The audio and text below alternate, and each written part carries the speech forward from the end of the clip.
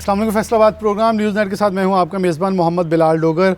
Programme सियासत के ऊपर है, लेकिन सियासत के साथ हम कुछ फैसलाबाद, क्योंकि मानचेस्टर जिसको कहा जाता है वहाँ रोज़गार चलते थे, अभी भी अल्लाह का शुक्र, लेकिन बहुत सारी हमने देखा कि स्याह बादल जो है शहर फैसलाबाद बल्कि पूरे पाकिस्तान की मईशत के ऊपर छाए हुए हैं। लेकिन मईशत का सबसे अहम जुज़ अगर समझा जाए तो इस शहर के पास इसका इख्तियार है, क्योंकि ये दूसरा बड़ा रेवेन्यू जनरेशन सिटी है जो कि माल पैदा करके देता है। अगर यहाँ पोर्ट या कोई कार्गो टर्मिनल बना दे तो मुझे कोई डाउट नहीं है कि पाकिस्तान का पहला शहर बन जाएगा, क्योंकि बहुत सारा ज़र मुबादला इस शहर से बाहर मुंतकिल हो जाता है। अब बात करें सियासत पर, तो जब सियासत पर बात करेंगे तो शहर फैसलाबाद की कारोबारी शख्सियात और कारोबार अंदर ज़रूर आएगा, क्योंकि फैसलाबाद के जिस भी आप सियासतदान की बात करें वो किसी ना किसी बेस के ऊपर इस फैसलाबाद के 8 बाज़ारों और कारोबार से मुंसलिक निकलता है, क्योंकि इस शहर फैसलाबाद ने बड़े बड़े नाम पैदा किए, उन्होंने पाकिस्तान के अंदर अपना किरदार अदा किया।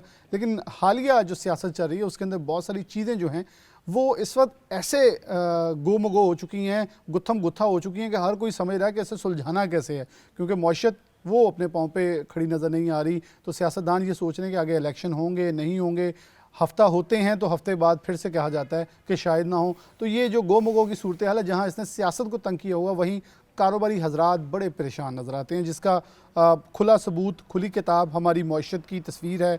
गिरती हुई बरामदात है, बढ़ता हुआ हमारे ऊपर कर्ज़ों का बोझ है और पाकिस्तान की डिस्टेबलाइजेशन है। मैं सबसे पहले अपने मेहमानों का तारुफ़ करा दूँगा जो आज मेरे साथ मौजूद हैं। सियासत और कारोबार का मिक्सचर है, उनका तारुफ़ आप सामने पहले रख दूँ। ख्वाजा मोहम्मद इस्लाम साहब मौजूद हैं, साबिक मेंबर पंजाब असम्बली हैं और फैसलाबाद के 8 बाज़ार और कारोबारी ताजर रहनुमाओं और ताजरों के साथ इनका बड़ी पुरानी वाबस्तगी है, क्योंकि दिल घंटागढ़ से इलेक्शन लड़ते आए हैं, वहीं से जीते हैं। उनके साथ ज़फ़र इकबाल सरवर साहब मौजूद हैं जो कि साबिक चेयरमैन फेडमिक हैं, साबिक सीनियर नायब सदर Faisalabad chamber of commerce and industries हैं, और इसके साथ लातादाद अगर 2018 की पाकिस्तान की टेक्सटाइल पॉलिसी जो कि हिस्ट्री में पहली बार बनी वो भी इन्होंने बनाई है, और उस इंडस्ट्री के ऊपर बहुत सारे काम की बात करें तो इनको इसका सेहरा जाता है, यानी कि एक बहुत बड़ा पोर्टफोलियो बनता है। आगे असलम भली साहब मौजूद हैं, नायब सदर हैं Faisalabad chamber of commerce and industries के, और इसके साथ साथ ताजरों के बेताज बादशाह भी हैं। बहुत सारे मसाइल जहाँ जहाँ हों, और फिर ख़ास तौर पे आजकल तो चीनी का सीज़न शुरू हो रहा है, गन्ने का, तो उसके तो चीनी के बादशाह पंजाब के। बहुत सारी चीज़ें हैं जो हमारे तीनों मेहमानों के साथ मुंसलिक हैं। लेकिन मैं सबसे पहले ख्वाजा साहब से आगाज़ कर लेता हूँ, क्योंकि मेहमान तीनों मौजूद हैं बड़े अहम। मैंने आज जो अपना पैनल है वो इसलिए चुना है कि बहस, लड़ाई झगड़ा, सही कोई भी जुमला बोलने ना देना, एक दूसरे को टोकना, ये मेरे प्रोग्राम का ना तो कोई मकसद है ना मकसूद मुझे होता है, क्योंकि मैं चाहता हूँ ऐसी बात हो जो कि आवाम को गाइड कर सके। ख्वाजा साहब, सियासत आपने की, अभी भी सियासत के अंदर हैं, आगे इलेक्शन होते हैं, जो होते हैं वो तो हालात बताए हैं, लेकिन क्या समझते हैं वो तदब्बर की सियासत ख़त्म होगी? गालम गलोच, स्टेजेस के ऊपर खींचा तानी, गिरेबानों को हाथ, किरदार कशी, ये रह गया। फिर वहाँ डिस्टेबलाइजेशन नहीं होगी तो क्या होगा? कारोबारी अफराद पैसे के नाम के ऊपर इस सियासत के अंदर कूदे, जहाँ किसी के 10 लाख कहता था, 10 करोड़ में वो कहता है इलेक्शन जीतो 20 करोड़ पूरे कर लूँगा। ये ऐसी रवायत एक चली है जहाँ जो असली सियासतदान है वो पीछे हटते नज़र आ रहे हैं, और एक हमें फ़ौज ज़फ़र मौज नज़र आती है जो कि पैसे की सर के ऊपर अंदर आने को फिरी। आप कैसे देख रहे हैं सियासी नज़रिए के अंदर, सियासी तनाज़र के अंदर पाकिस्तान की आवाम कहाँ खड़ी है और सियासतदान कहाँ खड़े नज़र आ रहे हैं? बिस्मिल्लाहिर्रहमानिर्रहीम। मैं सबसे पहले तो आपका बहुत शुक्रिया अदा करता हूँ कि आपने इस समाजियत के दौर में जहाँ ये चीज़ नापैद नज़र आ रही थी, तो आपने जिस मौजू को आज चुना है, मैं समझता हूँ कि ये इस वक्त की करंट ज़रूरत है। हक़ाइक़ ये है कि इस वक्त स्टफ़ जो है ना, डे बाई डे वो पुअर हो रहा है। बिल्कुल सही है। और जो स्टफ़ पुअर हो रहा है, ये मैं समझता हूँ कि मेरे मुल्क के लिए एक अच्छा अलमिया है, ये अलमिया है मेरे मुल्क का।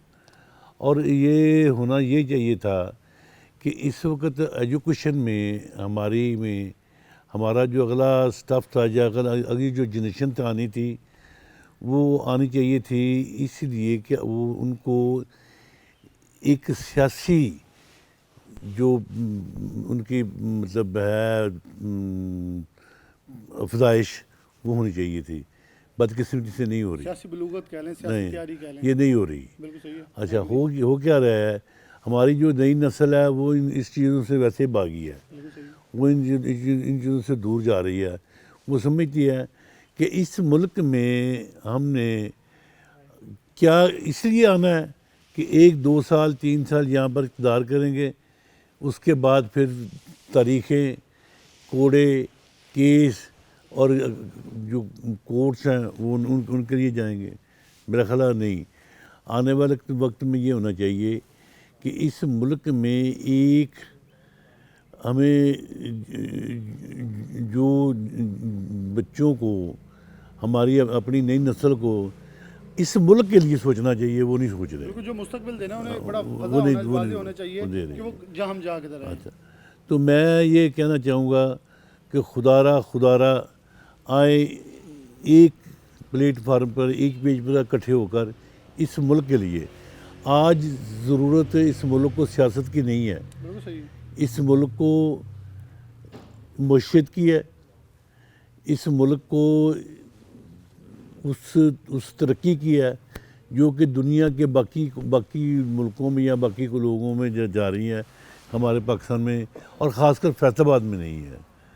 तो मेरी रिक्वेस्ट ये है, मैं अपने दोस्तों से, अपने भाइयों से ये गुजारिश करूँगा कि आओ खुदा के लिए इकट्ठे होकर एक पेज पर इस मुल्क के लिए, इस कौम के लिए और इस अर्ज़ वतन के लिए कुछ करें। मैं जहर भाई आपकी तो पढ़ूंगा, मैंने उनकी बात बड़ी एग्री। मैं आपसे ये सवाल इसलिए करना चाह रहा हूँ क्योंकि एक 2018 में आपकी वो टेक्सटाइल पॉलिसी शाया की गई, काम करने के लोग हमें चाहिए थे, लेकिन कहीं ना कहीं आप या बहुत सारे दोस्त भी यही कहते हैं, कहीं ना कहीं कुछ लोगों ने जेपटाइज़ किया एक शख्स को, उससे मिस हैंडलिंग करवाई गई और अब भी हम शायद उसी तरह बढ़े। मुझे एक सियासतदान से बात हुई, फैसलाबाद से साबिक MNA हैं, अभी वो भी रिसेंटली PTI को छोड़ चुके हैं, तो मैंने उनसे पूछा क्या हालात हैं, वो कह रहे मैं इलेक्शन नहीं लड़ूंगा। तो मैंने उनसे पूछा ये क्यों, उन्होंने कहा कल दूसरी तरफ से ना पकड़ा जाऊं। मतलब ये जो एक सरगर्मी, फिर तो ऐसे तो सियासी जमातों की और जमहूरियत की जो परवान चढ़ने का सिलसिला रुक जाएगा।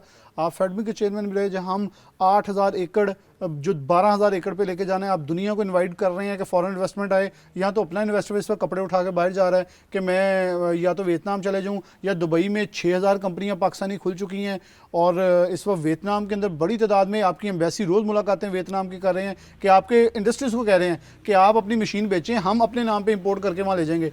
मतलब ऐसा सिस्टम चल रहा है जो कि पाकिस्तान तो फिर स्टेबलाइज नहीं हो पाएगा। बिस्मिल्लाहिर्रहमानिर्रहीम। पहले तो मैं ख्वाजा साहब को खराज तहसीन पेश करता हूँ, उन्होंने बहुत खूबसूरत बातें की हैं और इसमें कोई शक नहीं है कि पाकिस्तान इस वक्त जितना इंतशार का शिकार अब हुआ है, आज तक पाकिस्तान की तारीख़ में कभी नहीं हुआ। अभी मुझे नहीं पता कि मुझे अपने गेट के बाहर निकलना भी है कि नहीं निकलना, मेरे बच्चे को नहीं पता उसका फ्यूचर क्या है। आप और नौजवान नस्ल का ये हाल है कि अगर आप उसको पॉलिटिक्स के अंदर लेके आने की बात करते हैं तो पॉलिटिक्स में उनका कोई इंटरेस्ट नहीं है। और मैं तो यहाँ तक कहूँगा कि मुझे फ्यूचर में अपने नौजवानों के अंदर लीडरशिप नज़र नहीं आ रही है, बच्चों का इंटरेस्ट ख़त्म हो गया हुआ है।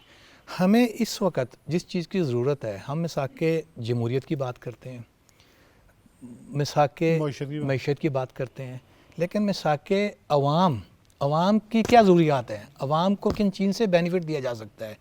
क्योंकि यहाँ पे कार्टल्स बन चुके हुए हैं, वो खून निचोड़ रहे हैं, वो खून निचोड़ रहे हैं अवाम का, और एक तबका आपका ऊपर जा रहा है, दूसरा तबका नीचे आ रहा है। बिल्कुल अपोजिट डायरेक्शन है, या तो अमीर है या गरीब है, बाकी खत्म। और वो जो ऊपर जा रहा है वो 2 से 3% है, और जो 97% तबका है वो जो नीचे आ रहा है वो हमें खाना जंगी की तरफ लेके चला जाएगा।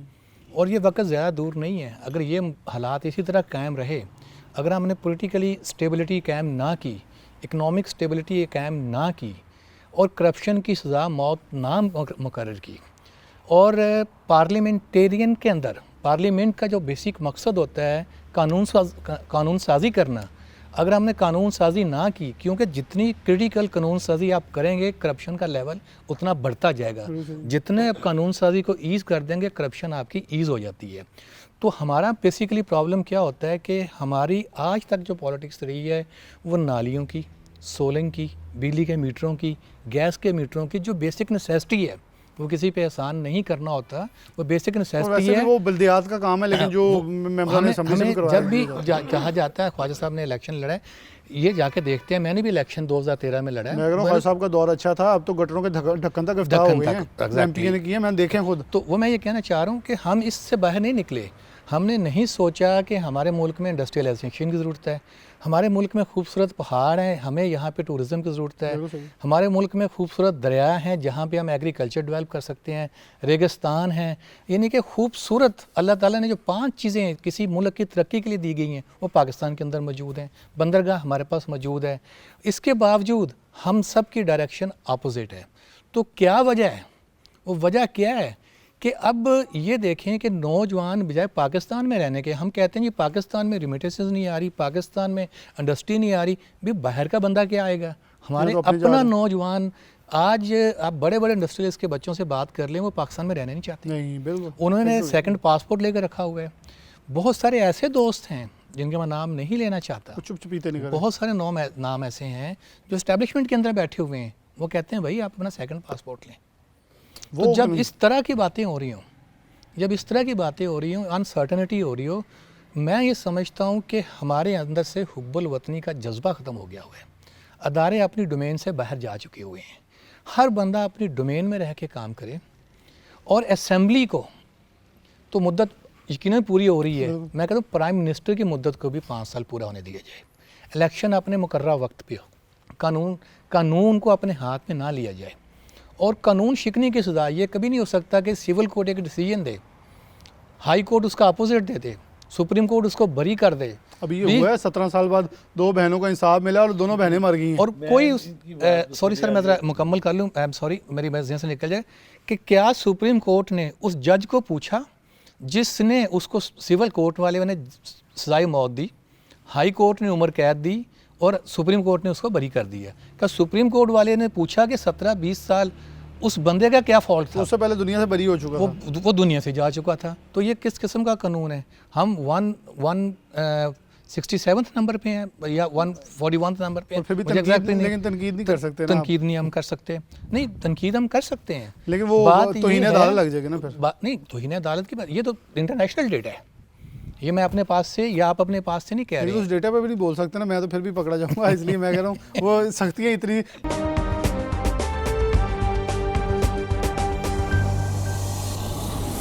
मैं खासा आपको वापस आता हूँ, असलम बली साहब को ज़रा स्टार्ट करवा लें इस हवाले से टॉपिक। असलम बली साहब, इन 2 टॉपिक से बाद एक मेन मकसदी मौजू ये है कि ज़फ़र भाई की बात सही है, एक जमात नौजवानों को कैटर करती है, उठा के आगे लेके जाती है, लेकिन उनकी माइंड ये बना देता है कि मैं हूँ और कोई नहीं, जबकि दूसरी जमात ये बताई जा रही है अभी भी कि हम इनके साथ कभी नहीं बैठने चाहते थे लेकिन वो बैठ गए हैं। तो फिर नौजवान तो यकीनन तौर पे पजल होगा ना, उसे यही नहीं समझ आ रहा कि सच्चा कौन है झूठा, क्योंकि जो सच्चा है वो नज़र नहीं आ रहा, जो झूठा है वो सच्चा नज़र आ रहा है। अब मसला ये है कि वोट डालने जाएंगे तो कैसे डालेंगे, क्योंकि ये हालात के अंदर तो पाकिस्तान मुस्लिम नून level playing field peoples party उनसे मांग रही है। मेरे ख्याल में मासूमाना अंदाज में नून लीग को हाथ जोड़ के मांगना चाहिए, हमें तो लेवल प्लेइंग फील्ड नहीं, हमें घर जाकर पहुँचा के आएँ। फील्ड तो ख़त्म हुई पड़ी है, जो सच्ची बात है, जो कि हर चीज़ हर एक को पता है, वहाँ कुछ मिल के चलने की ज़रूरत है क्या? बिस्मिल्लाहिर्रहमानिर्रहीम। मैं तो अपनी बात करूँगा जी। मेरा ख्याल है कि दोनों दोस्तों का बहुत शुक्रगुज़ार हूँ, बड़ी अच्छी इन्होंने सारी मंजरकशी की है, और दोनों के फसाने में मेरा जिक्र तक नहीं है छोटे ताजर का, ट्रेडर का, कि वो इस हाल को क्यों पहुंचा। जो इन्होंने कहा है ये सारा कुछ हुआ, ऐसे ही है, हो भी रहा है। मेरा यंगस्टर यहाँ पे रहने को तैयार नहीं है, पॉलिटिक्स में आने को तैयार नहीं है, माहौल हमारा ठीक नहीं है, मईशत हमारी बर्बाद है, ये सारा कुछ हुआ है। पहुँचे क्यों हैं हम इस हाल को? इसमें गुनाह किसका है, इसमें कसूर किसका है? हम 15 साल से, 10 साल से, 5 साल से अगर सारा देखें पिछला माजी हमारा, वो इतना पहले ख़राब नहीं था जितना इन 5-7-8 सालों में हुआ है। ठीक हो गया, हम ठीक चल रहे थे, कुछ ना कुछ बेहतर जा रहे थे। किसी भी दौर की मैं बात नहीं करूँगा, 2017 में हमारे इंडेक्स सब कुछ ठीक थे। मेरी कोई सियासी गुफ्तगू नहीं है, ना मैं सियासी आदमी हूँ।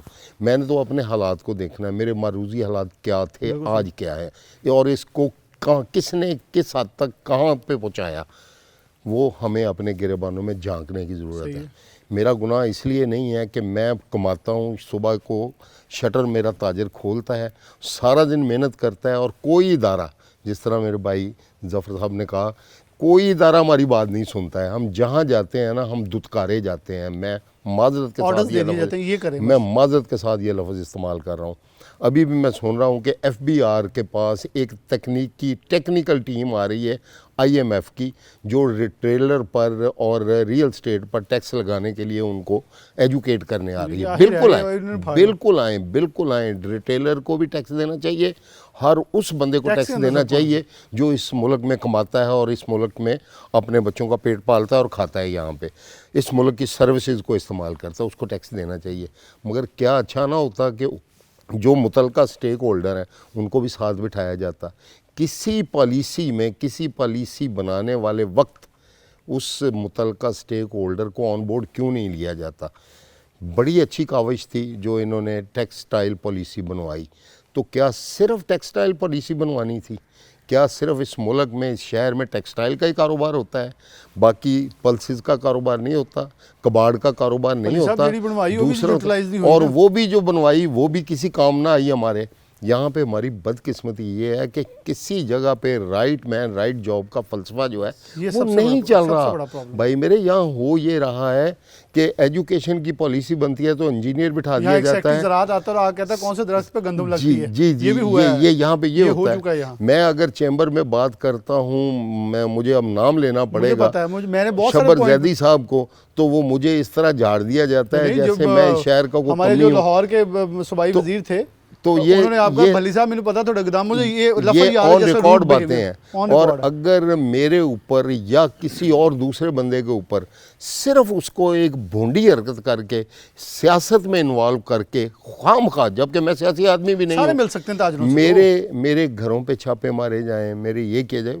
कसूर क्या है, गुनाह क्या है? कारोबार करता हूँ यार मैं। और एक बात पूरे वसूख से कह सकता हूँ यहाँ आपके बैठे चैनल के वसत से, मेरे घर के, मेरी बीवी, मेरी बहुएं, मेरे बेटे, हम सब के सब टैक्स गुजार हैं।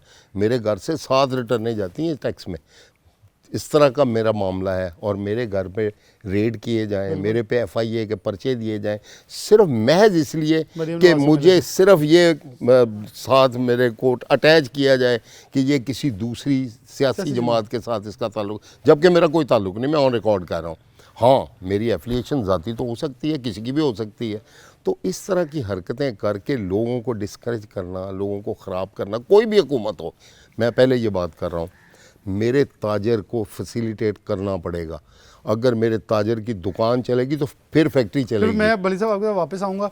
ये जफ़र साहब भी इसी, ये बेसिकली मैं टेक्नोक्रेट एक लफ्ज़ इस्तेमाल करता हूँ। कोई भी जमात आपको मदऊ कर सकती है कि हम आपको इसके लिए पे करेंगे, आप हमें एक पॉलिसी जो है वो बना दें, यानी कि एक पॉलिसी बना दे किसी भी मैटर के ऊपर। भली साहब को भी मरीम नवाज़ ने बुलाया होगा, कोई मशवरा लेना होगा कि हम आगे आवाम को ये चीज़, सस्ती चीनी देना चाहते हैं या कुछ चीज़ सब्सिडी देना चाहते हैं, तो उस पर एडवाइस दी जा सकती है। ज़फ़र इकबाल सरवर को आज पाकिस्तान तहरीक इंसाफ के लिए इन्होंने जो काम किया दिल से किया, लेकिन आज दूसरी जमातें इन्हें मदऊ कर सकती हैं कि अगर आप हमें गाइड कर दें, पॉलिसी हमें डिज़ाइन कर दें। तो एक टेक्नोक्रेट्स जो हैं तो वो सारी गवर्नमेंट, अगर देखें शबर जैदी मेरे ख्याल में हर दौर के अंदर मिनिस्टर्स रहे हैं, बहुत बड़े हमारे पास ऐसे नाम हैं जो कि हर दौर के अंदर वफाकी मशीर ख़जाना बन जाते हैं, मशीर टेक्सटाइल बन जाते हैं। तो ये चीज़ें चलती रहती हैं। मैं ख्वाहिश साहब पहले कुछ कहना चाह रहे थे, मैं उनकी तरफ बढ़ूँगा। साथ ये भी कहूँगा, ये सियासी बसारत की बात आपने की थी कि नौजवानों के अंदर पैदा नहीं हो रही। ख्वाहिश साहब मुझे तो लग रहा है हमारे जो सियासतदान है वो भी अभी नाबालग हैं,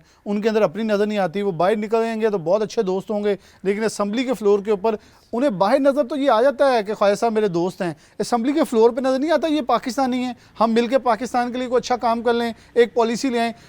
वो किसी सियासतदान ने बड़ा प्यारा एक जुमला बोला था कि एक बिल पेश किया जाए, सारे मंजूर है मंजूर है मंजूर है, ना पढ़ा ना पूरा, बाद में सारे माफ़ी मांग होते हैं जी मैंने नहीं साइन किया, मुझे पता नहीं लगा, मैंने सब पढ़ा ही नहीं था।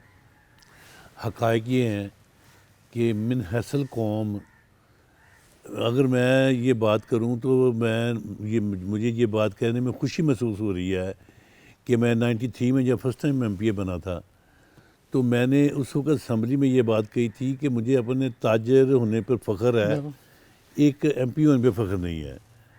और फिर वहाँ पे मैंने उस वक्त ये कहा था कि हमारे मुल्क में अगर एक कांस्टेबल की तनख्वाह 1 तोला सोना के बराबर कर दी जाए और फिर अगर वो कांस्टेबल उसके बाद करप्शन करे तो उसको सज़ा मौत दे देनी चाहिए। सही, लेकिन ये बात हम कह तो सकते हैं, करते नहीं हैं इसमें। सही। और ना इस पे अगर हम खुद हम में हैसल कौम दो रंगी का शिकार हैं। अगर हमारा एक वो लड़का को पकड़ा जाता है, भले वो उसके पास लाइसेंस नहीं है तो वो कहते हैं यार कोई नहीं जी बचा था। हाँ अगर वही किसी दूसरे का होता है तो होता कहते कि नहीं जी ये ज्यादा है, सड़क पे आना ही नहीं चाहिए, इसको पकड़ लें, पकड़ जितनी लें। सख्त हो एफआईआर दे दी जाए। हम दुरंगी जब तक अपनी कौम से नहीं निकालेंगे तब तक हम नस्ल कौम इससे बाहर नहीं निकलेंगे। तो मैं फिर दोबारा ये कहूँगा कि आओ एक पेज पर इकट्ठे होकर इस कौम के लिए, इस सरवतन के लिए, इस मुल्क के लिए और इस मुल्क की मईशत के लिए। आज इस मुल्क को सियासत की ज़रूरत नहीं है, बिल्कुल सही। आज इस मुल्क को ज़रूरत है मईशत की, इस मुल्क को ज़रूरत है देखना हमसे जो लोग ये बांग्लादेश उसकी एज हमसे 25 साल कम है बिल्कुल लेकिन वो मईशत तौर पर हमसे बहुत हमसे बहुत आगे बरामदाद में निकल ऊपर जा जाती चुका है। है। मैं 75 में जब काबुल गया था तो उस वक़्त हमारे 1 रुपया होता था, उनके 24 रुपये होते थे। आज उनके 3.5 रुपये हैं, हमारा 1 रुपया है। इसका मतलब यह है कि हम 80% अब वहाँ से लूज़ कर वो चुके लफा हैं। बोला जाता था कि हम हाँ। वो टके बराबर नहीं है, अब तो टके- हम टके से नीचे आ गए। तो मैंने 1983 में पहला हज किया तो उस वक़्त 39 या 40 रुपये थे रियाल।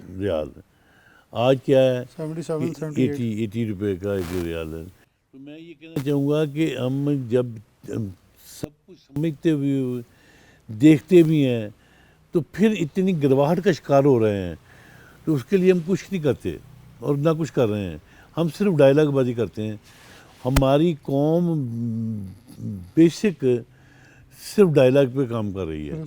तो मैं जब तक इस कौम को कहूँगा कि खुदारा अपनी नई नस्ल को, अपने अगली जनरेशन को कि आओ इस मुल्क के लिए, इस मुल्क की मईशत के लिए इकट्ठे होकर काम करें। जब तक हम ये नहीं करेंगे ये सियासत तो ये होती मेरा रहेगी, ख्याल- मुल्क रहेगा तो हाँ, सियासत भी हो जाएगी। मुल्क- दोस्तों भाई ख्वाहिशा ने बड़ी अच्छी बातें की हैं। क्या आईपीपीएस के दोबारा रिविजिट नहीं किया जा सकता? अगर इस अब फॉर एग्जाम्पल जहाँ आपके घर में बैठे हैं, अगर यहाँ हमें 100 केवीए बिजली चाहिए लेकिन इस्तेमाल 50 हो रही है, हम दे 100 के पैसे रहे हैं और दे भी डॉलर्स में रहे हैं, पाकिस्तान का मालिक है जो आपको बिजली दे रहा है लेकिन उसे भी डॉलर्स में पे कर रहे हैं, उसे नहीं समझाया जा सकता। फिर एक और बड़ा ब्लंडर है इस पाकिस्तान के अंदर, जो बिजली पैदा करके प्राइवेट सप्लायर दे रहे हैं उनसे पूरे रेटों में बिजली ली जाती है।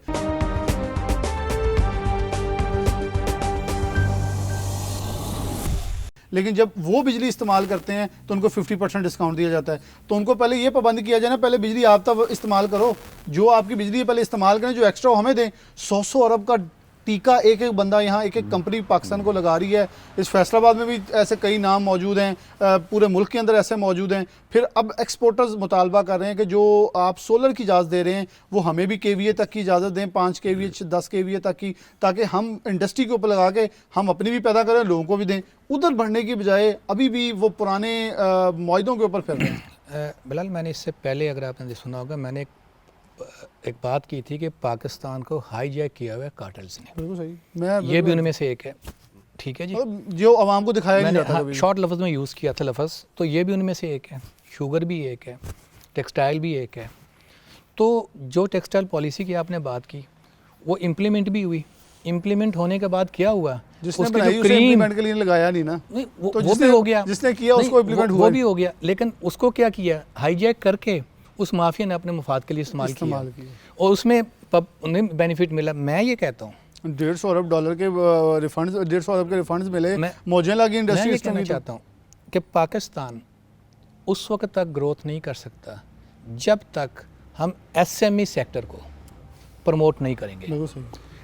दुनिया में आप कहीं चले जाएं, कोलैटरल फ्री कर्जे, और पता चले कि ये किसी एलएसएम की बीवी के नाम पे नहीं जा रहा, दुनिया में ये एसएमई को ही मिलेगा। यूरोप में आप चले जाएं, एक घर में मियाँ भी बैठे हैं, वो अपने एक ब्रांड बनाते हैं, लॉन्च कर देते हैं, वो एसएमई के ऊपर होता है, ठीक है। वहाँ पे नाई को नाई नहीं कहा जाता है, ब्यूटिशियन कहा जाता है, हेयर ड्रेसर कहा जाता है। आपको नाम चेंज करने की ज़रूरत है, इज़्ज़त देने की ज़रूरत है। बिल्कुल सही। कभी आप उनसे जाके देखें तो वो हमसे ज़्यादा कमा रहे होते हैं इंडस्ट्री से, रिस्पेक्ट देने की ज़रूरत है। तो कहने का मकसद ये है कि छोटे काम को छोटा नहीं समझना चाहिए, एसएमई को प्रमोट करना चाहिए।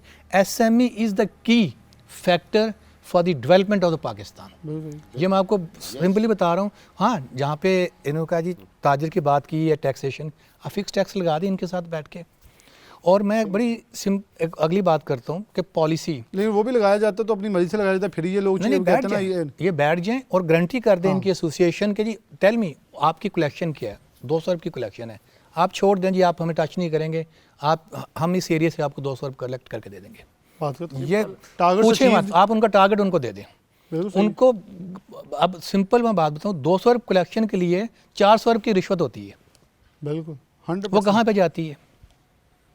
मैं आपको रास्ते खुद एग्जांपल बताए देता जाते हैं ना उनकी हूँ तरफ कि से। मेरे घर के लग्जरी टैक्स का मुझे नोटिस आया, एक अमाउंट ए से स्टार्ट हुई, डी पे ख़त्म हुई और सी मुझे पे करना पड़ा। ओके। तो इसका मतलब क्या हुआ कि मुझे वो ट्रैप करके एक्चुअल अमाउंट तो कुछ और है। मैं इसलिए बार बार ये बात कर रहा हूँ कि पार्लियामेंटेरियंस अगर पार्लियामेंट के अंदर अपना अच्छा रोल प्ले करें और लेजिस्लेशन करें, तो जब लेजिस्लेशन नहीं होगी पार्लियामेंट के अंदर प्रॉपर तरीके के साथ, ये डेवलपमेंट के काम लोकल बॉडीज़ पे छोड़ दें, वो कानून साजी करें, कानून साजी करके ब्यूरोक्रेसी को भी वैसे उनकी पावर कम एक करें। नेशनल गवर्नमेंट का फार्मूला ये 2-3 दिन में सामने आया, बड़ा अच्छा। मुझे तो वैसे आप इस पर गाइड कर दीजिए। मैं एक आपको अच्छी एक चीज़ चीज़ उनका बताऊं? सब मिल जाए, सबको जिसकी ज़्यादा सीटें वो वज़ीर-ए-आज़म बन जाए, जैसे इंटरनेशनल मुझे हो रहा है question उससे ये- होगा ये एटलीस्ट सारे एक दायरा कार के question अंदर ये मुआहदे आता को दस्तखत तो कर देंगे ना। क्वेश्चन ये है, मैं मेरा थोड़ा सा मैं डिफरेंस रखता हूँ।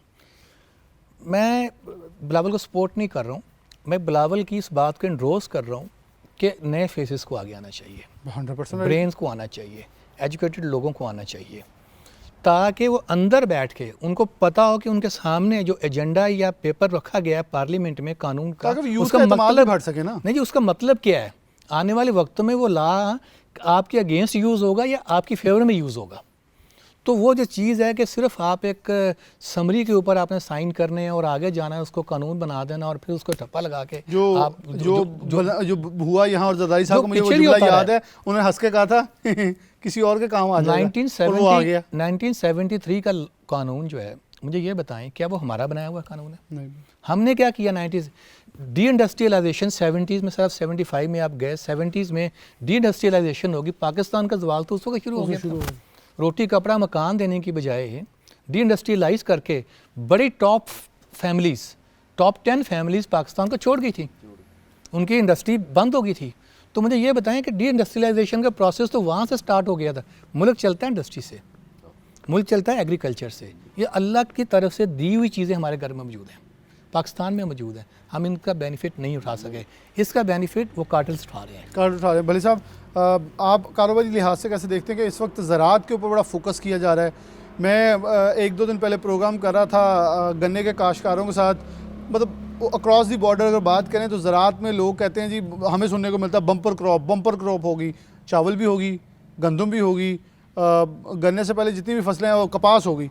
किसान को 8500 रेट नहीं मिला, किसान को 400 रेट नहीं मिल रहा, किसान को 4000 रेट गंदम का, 3900 वो भी नहीं मिला, किसान को तो इन तीनों समय से कुछ भी नहीं मिला। अच्छा, मिडल मैन जो है वो उससे उठाता है, वो आगे बेच लेता है, वो अगलों को भी ब्लैकमेल कर रहा है, इनको भी कर रहा है, और सारा दरमियान में लेके बैठा है। जैसे जफर भाई ने कार्टल का लफ्ज़ एक छोटा सा इस्तेमाल किया, तो फिर ये कल को अब ज़राअत की तरफ जैसे बड़ी तादाद में लोग बढ़ते नज़र आ रहे हैं, कल वहाँ जाके ये, क्योंकि वो माफ़ी एक पैसा लेके फिर रहा है, वो जो ऊपर जाता है उसके अंदर रख के अपना कमाता है, फिर दूसरी तरफ चले जाता है, वो दरमियान से सर्कल कैसे निकल सकता है? क्योंकि आप सॉल्यूशंस के ऊपर जा रहे थे, तो मैंने सॉल्यूशंस का सवाल आपसे कर दिया। नहीं, मैं तो थोड़ा सा इसमें आपसे इख्तलाफ करूँगा।